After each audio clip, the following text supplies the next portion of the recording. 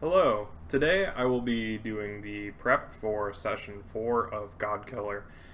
This time I'm going to be doing it a little bit differently, just because it works for the way that I prep for stuff in general. So usually I prepare in like small bits throughout the week. I'll write down ideas that I have, or I'll be like thinking about stuff all week, and then I'll write it down a few days before. So doing the whole thinking process on camera and everything is kind of awkward because it kind of puts time pressure on me to think of stuff, and then I just don't really think of as good of stuff. So today I already did my prep, and I will be going over it. Bop, bop. All right, here we are at the prep. So here I already did everything, but I'm going to walk through each part of it and what I did, why I did it, and how I intend to use it in the upcoming session. So, first step, as I talked about in the previous video, we did the character review again. Basically, who the characters are, what their deal is, that kind of stuff. So, for example, Faramel is the Minotaur Paragon, trying to protect the party so they don't all die on him again. Lasco, seeking the explosives. Kaisa, the big question is basically where did that dog come from, and who does it really belong to? Kiel is, I finally figured out, I didn't know where I was going to go with him, but last week I had some whiskey and I stayed up till like 2 a.m. and I came up with what's going on with him. So that'll be a juicy one for sure. Lila, her sword's about to get a whole lot more interesting. I'm very excited for what's in store for her. And finally, Rivane. Last session, an NPC mentioned, or rather accused him of being a Reaver. Wonder what that could be. Maybe we'll find out some details. Also, I put a little note here to remind myself to actually like take breaks, because I find that when I get caught up in stuff, I can go an entire 4-hour session without taking a break, and I don't notice it because I get in the zone, and then I'm just in like full DM mode, no breaks, never stopping. But that doesn't work for everyone, and it sure doesn't work for me when I'm a player. So I'm going to set a timer for every 90 minutes, and at that 90 minutes, I will take a break for like 10 minutes or so. Maybe 5, depending on when we take a break. But I need to set the timer, or else I'll forget to take breaks in general, and that doesn't really work. And then the strong start. So I kind of put this stuff out of order. So I'm going to do a few things before the strong start, actually. I think these 2 or 3 things... Yeah, I think these 3 things are actually going to be the strong start, and then this will be what comes after. So, yeah, I think this will just be like the potential scenes, because I want... There we go. And then I can change this, because I want to establish some of these things before the action gets going, because I don't know if I'll have time to do them at the end. So I want to get them out of the way at the beginning. So I got some Keel stuff here. There's going to be a big storm, and it's going to affect a few of them. It'll give me an opportunity to convey a few some backstory things. One for Kill with some sort of like protective force around him, and one with Rivane with brief flashes of memories and all that kind of stuff. And then Azeran Delavor must die. That'll be a fun one. And then something about Crown. Like, he's very comfortable on an airship. He knows his way around. It's definitely not his first time up in the air. So where is he from, and who does he belong to? So as far as potential scenes go, I have a large explosion on top of the mountain peak, because they are in fact traveling to this mountain peak up here, the frozen temple, which they can't see this marker yet. And they can't see this circle up here either. And they're currently here, so they're heading to the peak, and they will hear a large explosion, maybe around like here or so. Maybe when they're a few hours away. Maybe more like when they're almost to the top, because I want it to be like let them know that something's going down. So we'll do that, and then they'll see the big wall of ice, and then a bunch of hobgoblins about to detonate some very dangerous explosives. We'll see how they deal with that. I just put this in here because, man, who knows which way it'll go. Although, skipping ahead to my NPC work here, the captain of the hobgoblins here is not going to be as much of a pushover as the other ones. He is going to be brutal and effective, because after all, the rest were just kind of grunts. This guy's an actual captain, so he has like credentials and experience. He's not going to let him get off so easily. This may end up being a fight. And then, you know, eventually they'll deal with them. The ice will melt at the presence of the seal, and there will be some sort of like person suspended in ice, and there is a seal. There is a symbol on the ice. I forgot to mention that. Engraved. Nice. I mentioned it before, but I want to include it here so I don't forget in the moment. I mentioned it over here in the Fantastic Locations description, right here, with the handout that I have set up in Foundry. I have a mysterious symbol to show them, so that'll be fun, and you may recognize that from somewhere. So yeah, I have them dealing with whatever is trapped in the ice here. I got this boss monster from this action-oriented orc that somebody on the action-oriented monster subreddit came up with. This Han Solo 3731 guy. It's pretty cool. I just reflavored it, so it's this guy that was trapped in the ice. It was originally intended to be a Tanaruk, but yeah, this action-oriented framework is from Matt Colville. There's a YouTube video on that, and it's just a good way to do solo boss monsters. So I'll have to remember to reply to this guy 3 months later and tell him how his monster went. Because, yeah, I'm pretty excited. It has some cool mechanics. The stat blocks here, I kind of changed a few things with it, but the core, most of it is exactly the same. So I'm pretty excited to try that one out. It should be pretty good.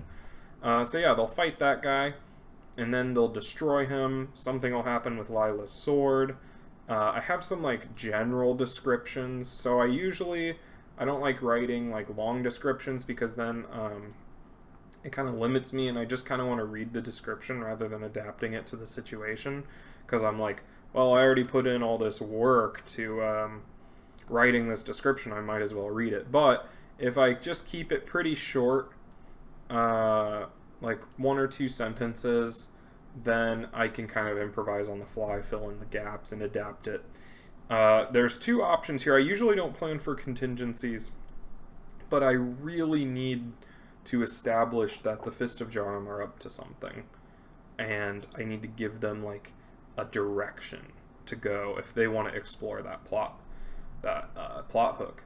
So either a Iron Shadow steals the broken pieces of the dude's blade that they fought, or if it doesn't get away, they'll see the rest of the airships that were lurking like below the clouds pull away and fly towards their base on the west side of the Mendex River.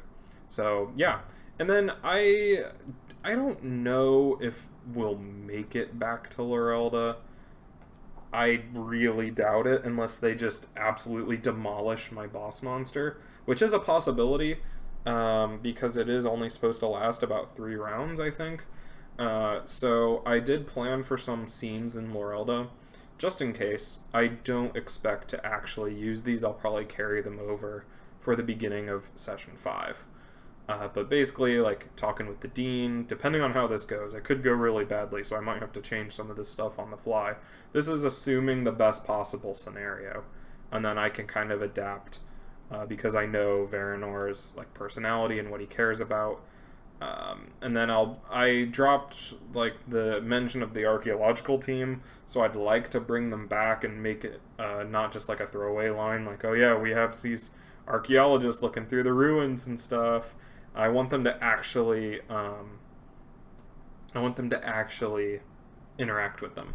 Also, something I forgot to mention is potential scenes are potential scenes.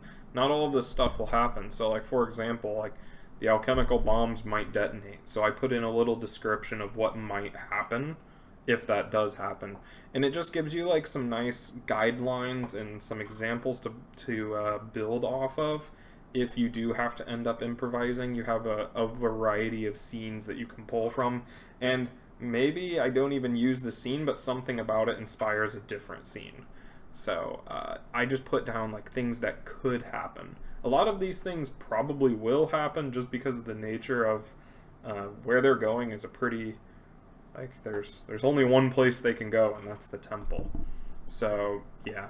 And then, of course, I did my fantastic locations, like the top of this mountain. It's one of the taller mountains on the west side of the Astralis Mountains, so there's a big wall of ice encasing a stone building.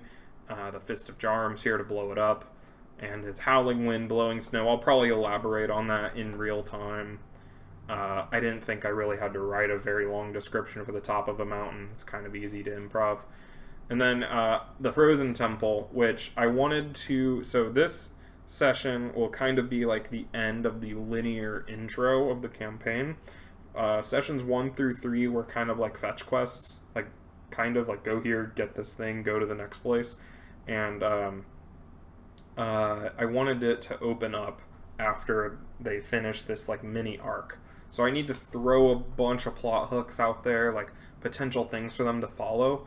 So I really went hard with this temple, like, putting a bunch of stuff in it that could lead to other stuff. I put a bunch about the Diwali, and I put a bunch about the Calestis. They're like another tribe that existed around the time that they did. I really like the archaeological / anthropological research bent that they're going, that could potentially happen with, like, a university party. So I want to give them a lot of, like, historical lore hooks. Like, I don't want to dump lore on them. I want to say, hey, these people existed, and then they might have something of interest, and then they go and find out more about them. I don't want to say, like, oh, you know from your reading about all about this tribe. I want them to be like, yeah, they name drop this name, and you're vaguely familiar with it, but you don't know everything about it, and it'll encourage them to go do their research. I do need to think of ways to encourage them to not just go to the Lorelda University Library every time they want to know something. I want to make it apparent that that's not the only way to research. As cool as the library is, like, you can go out into the city, and some, like, professionals might have more expertise than the ancient books in the library, which is kind of why later on, skipping ahead a bit, I mentioned that there are living relatives of the Calestis people, to, like, encourage them to go, like, seek out other sources of knowledge other than old books and libraries. So yeah, I have some more descriptions of the Frozen Temple. This is kind of redundant from potential scenes, but it makes a good reference.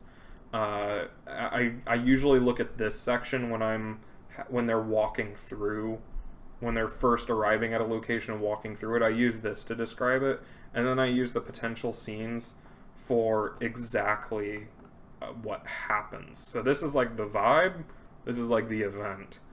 And then relevant monsters, it's obviously goblins, hobgoblins. I love them. They're amazing low-level monsters because they're smart, but they still are not, like, they still have some quirks to them. They're not really smart, but they are tactically smart.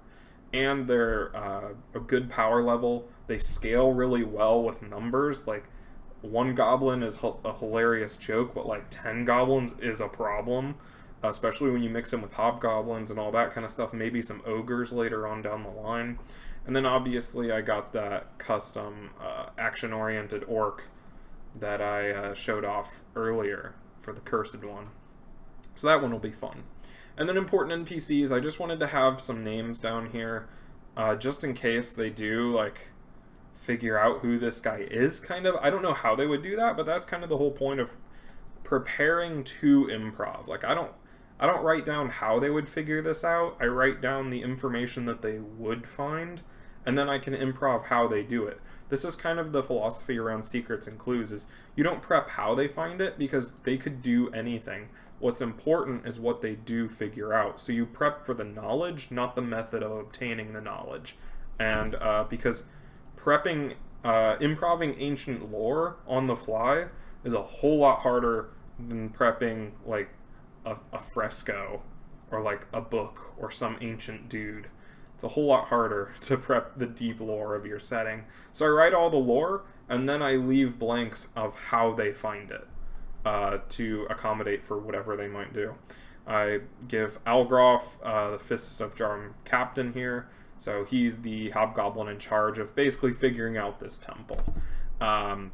Also find out that he possesses some of the alchemical bombs, although he doesn't know how dangerous they might actually be, so that'll be a fun little encounter. I also fleshed out the airship NPCs because it seems like they're going to be spending a lot of time with them. They've spent a lot of time traveling on the airship, which I intended to happen. But I would like the crew to become more... I would like the party to become more familiar with the crew and make them more than just like faceless taxi drivers. I want to make them like more human, more relatable, because they're going to be with them for a while, and I can do some great drama by putting the ship in danger, the crew in danger, like that kind of stuff.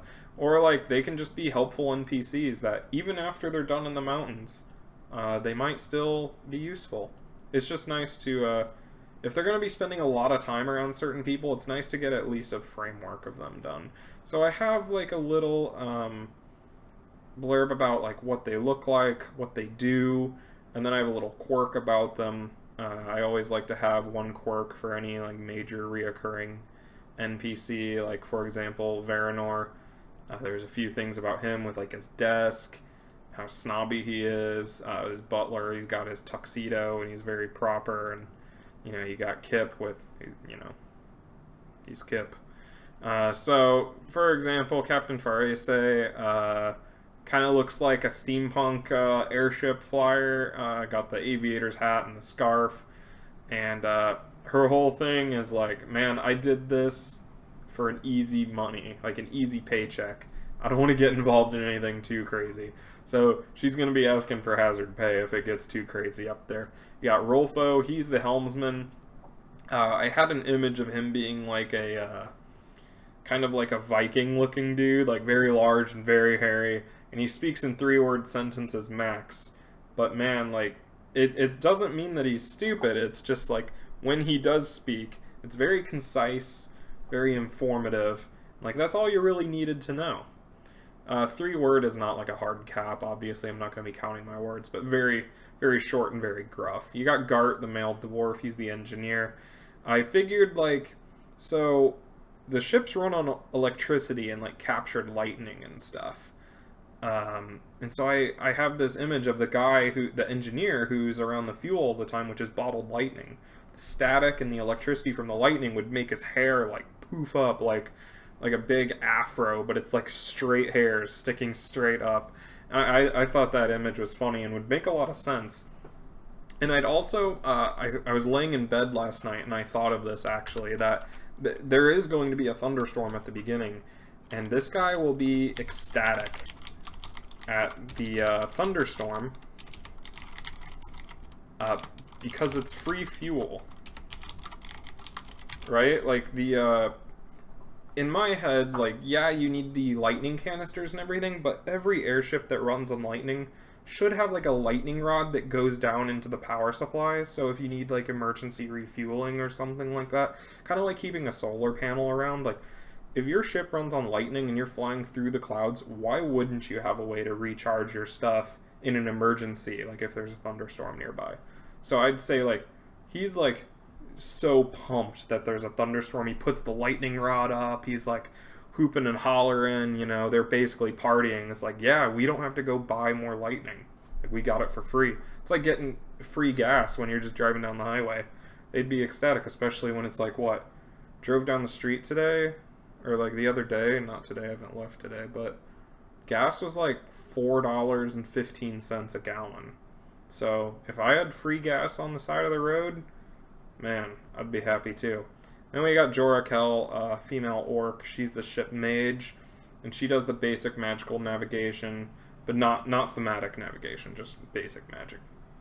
She's also, like, I was thinking, like, so if most of the battle between airships is magic, and the airships are really fragile, the mortality rate of airship combat must be ridiculous. Because it's not like the water, where if you can swim and find some driftwood, you can kind of survive. If you're falling from 20,000 feet in the air after your ship gets blown up with a fireball, you're probably not going to make it. Very few people actually survive falling from 10,000 or 20,000 feet and hitting the ground. So the mortality rate for ship-to-ship combat has to be ridiculous. And I think that somebody who causes that kind of destruction would be really aware of it. So I see Jorakel as being, like, very paranoid, very cautious of, like, well, you know what happens when a lightning bolt hits the fuel depot of an airship, you know. No survivors. She's probably killed a few people. Or at least when she means to kill one person, ends up killing the whole ship. So yeah, I think she would be very cautious about getting into ship-to-ship combat. I'll do the secrets and clues last because they're the most fun. So treasure and magic items. I couldn't think of many good magic items that would be in this frozen temple, just because why would they leave them lying around? This temple's supposed to be like a prison, so why would they leave magic items laying around? So I settled for knowledge being a lot of the reward. Is like a bunch of plot hooks. I wove them into this. So they would uncover some lore about the Diwali and the Calestis, and it would give them hooks to go explore them further. So for example, this arc that the wall carving showed the Diwali people taking to a valley that Lasco recognizes. Like, what's in the arc? What were they doing in that valley? Like, what's so important about the location? Especially with the unique rock outcropping, what significance does that have? Those kinds of mysteries. Same with this depicting the meeting with the Calestis people. I initially had what the carving was more explicit. Like, this is this thing. But I decided to leave it more generic because I like having the mystery there and forcing them to, like, connect the dots, figure out what it is. I mean, it is kind of easy to figure out, but I do like to see what they come up with. And it is an interesting conversation to have, and research is fun. And then more knowledge about Veritor, this, like, secret valley or something in the Australis Mountains, and the Calestis ruins there. So if they want to find out what exactly happened to the Diwali people, or who the Calestis people are and what relation they have, like, what relation did the Diwali have with the angels, like, it gives them a place to go to, and, like, potential people to talk to, because it's not very fun to be, like scrounging around for lore, like, I'm gonna go to the bookstore and I'm gonna find books about blank, and then, you know, like, some things aren't written about. Like, this was thousands of years ago, like, a lot of the books wouldn't exist anymore. Like, this kind of lore is hard to find, and so I think this is one of the more natural ways to convey it, is through subtle clues in carvings. Like, the lore isn't the subject of the carving, the lore is, like, the implications of the rest of the carving. For example, this arc thing, like, if I just put this arc here and didn't describe, like, the landscape that they were traveling through in the carving, then what options would they have to figure out where this arc is? They would have to, like, go to a library, talk to somebody, be like, have you ever seen this kind of box?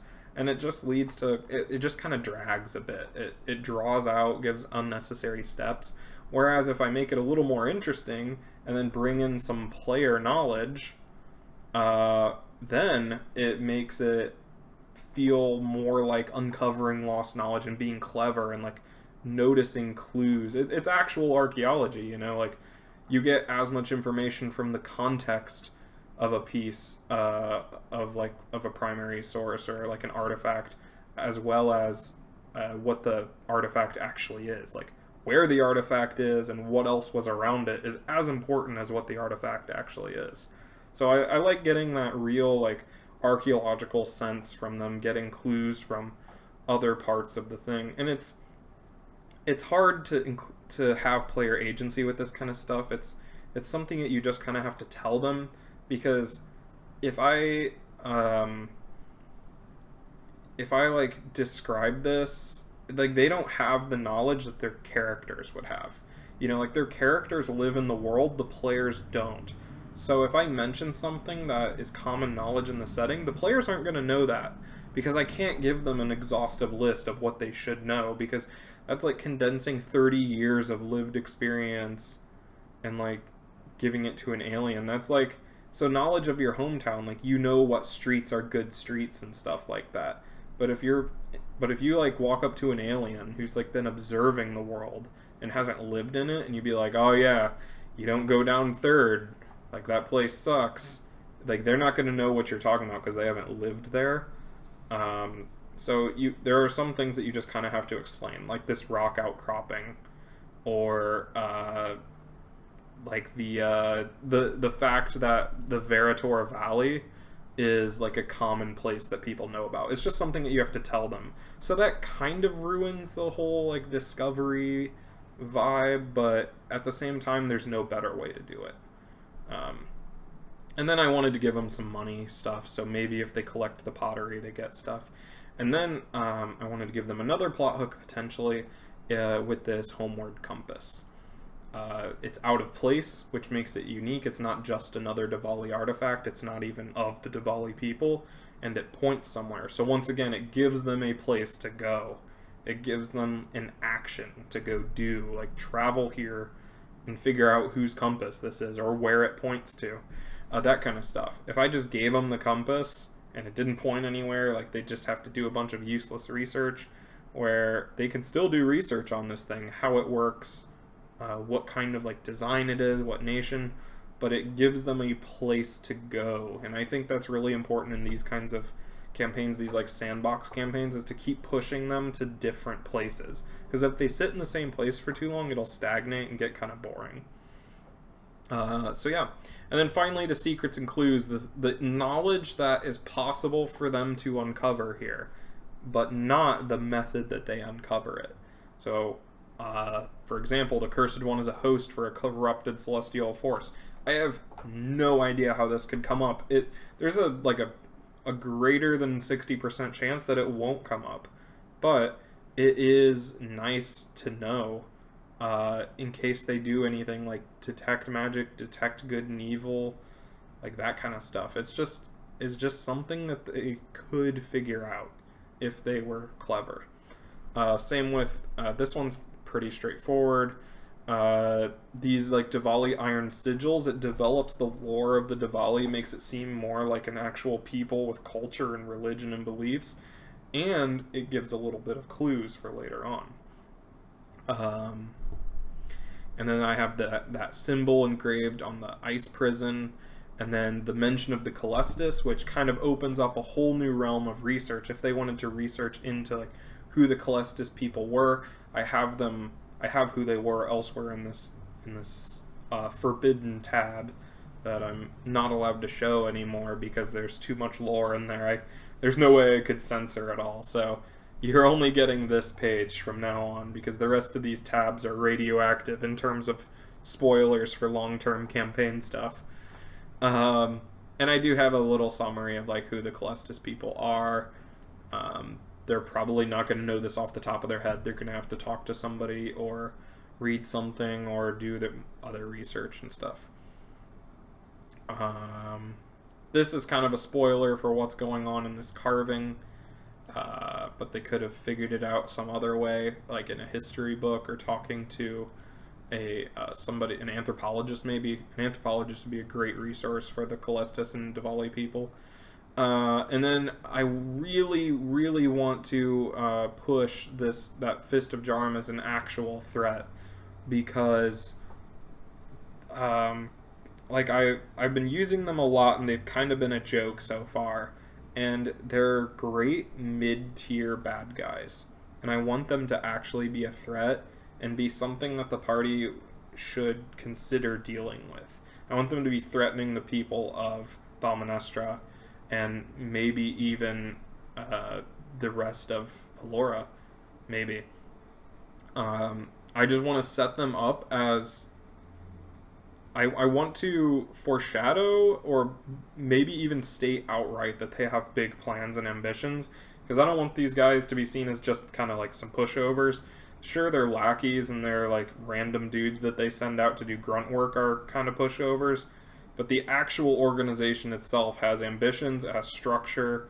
They pose a legitimate threat to the people of Thalmanestra. So I want to make sure that I mention something about this. Like maybe they have a fleet of airships, maybe they see an army, maybe they have advanced tactics or something. I don't know how I'll convey this. This is just an idea that I know that I need to convey. So it's here in the secrets and clues. And then, you know, I don't know how this will ever come up, but it is a fact that I am willing to give away at this point. This one will be interesting. I don't know how I'll work this one in.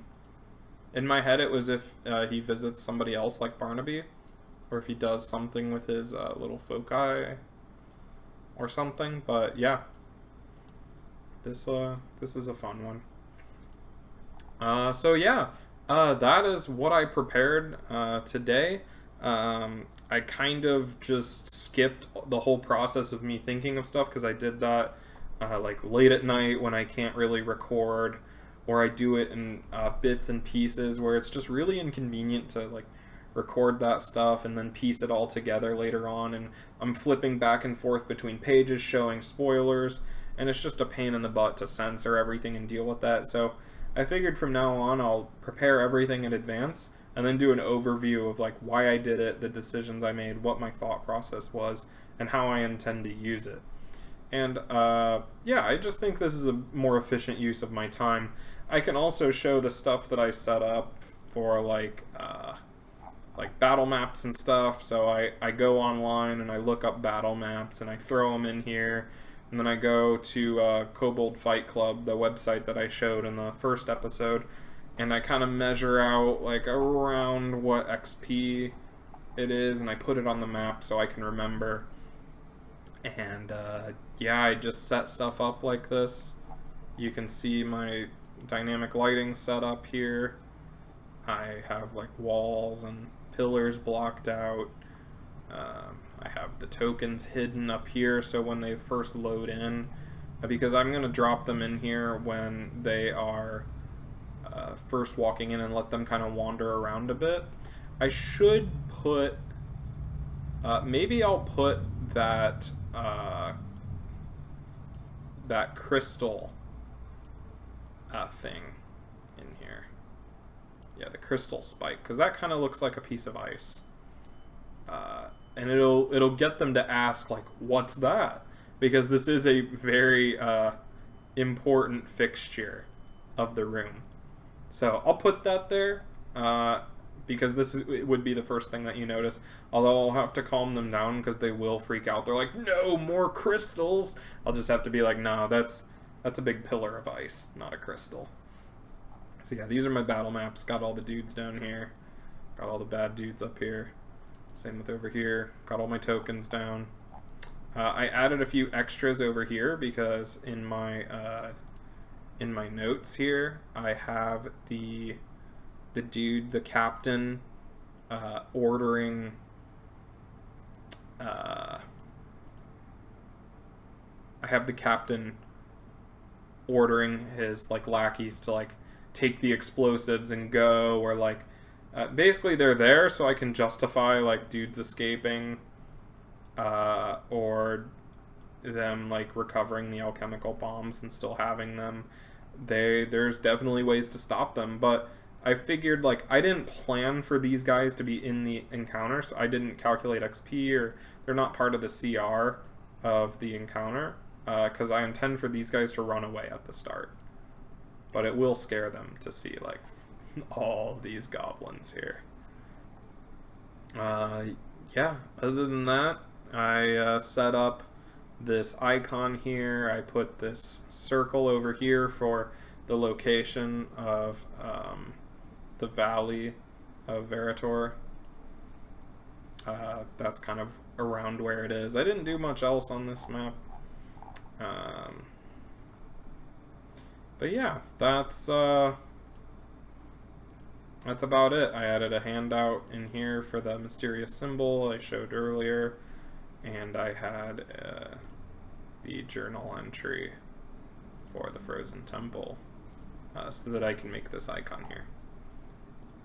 And yep, that is all my prep. I also spent some time making a new overlay for the stream, one that just shows our webcams and the dice chat here, for scenes when we're not using a battle map or there's no visual. I will trust Jacob to switch scenes between what he thinks would be best at the time. So that was part of my prep time as well, was making the stream assets. And all in all, it took me about 4 hours to prepare for this session.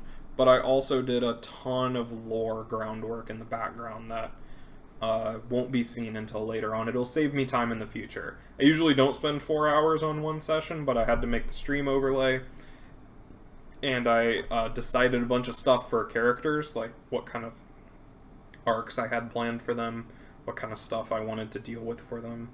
And I also got some more lore for the world fleshed out and everything, so that extends the time by at least 2 hours, maybe more. Usually my average prep time is an hour or 2 hours for the average session. So yeah, check out the stream. Well, the episode will have already aired by the time this goes up, so make sure you check out the next episode. You can go back and watch the VOD of this episode, or if you watched it live, you can watch this video and see how my preparation ended up working out in the session, because I don't know how much of this I'll even be able to use. So tune in next time for a DM planning video. We'll have more videos coming out throughout the week, and thanks for watching, and I'll see you later.